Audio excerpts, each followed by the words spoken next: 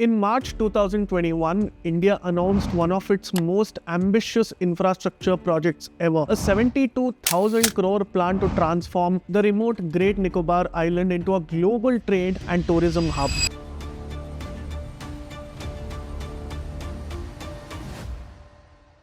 A massive transshipment terminal, an international airport, a power plant, and a brand new township, all backed by the Indian government, is being made ready. But almost instantly, critics began ringing alarm bells. Pristine rainforest destruction, tribal displacement, environmental collapse. But here's what no one's telling you. Great powers have been doing this exactly for many centuries, building strategic island outposts for many decades now. From Guam to the Spratly Islands, from Diego Garcia to Singapore, and why they haven't exactly waited for Greenpeace's permission slips. Great Nicobar is not just another tropical paradise. It sits 90 kilometers from the Malacca Strait, one of the busiest shipping lanes in the world. Over 35% of global oil trade passes through here. The 6 and 10 degree channels which ships navigate daily lie right next to the island. That makes Great Nicobar a geopolitical lever, not just a dot on the map. Look at this map. This is the Indian Ocean region, and it runs on sea lines of communication, or SLOCs. These are floating highways for global trade. In times of peace, they carry goods. In times of war, they become choke points. India cannot afford to be a spectator here. It needs a seat at the table and a foot in the water. The idea to develop Nicobar is not new. It dates back to the 1970s. But India, as usual, it took its own time. The islands were nearly occupied by Japan, eyed by Indonesia, and neglected even post-independence. Even in 1962, it took a Chinese submarine popping up near the islands for India to finally wake up. Pakistan's Air Marshal Asghar Khan once quoted the Indonesian Navy chief as saying, "Don't you want us to take over the Andamans? What right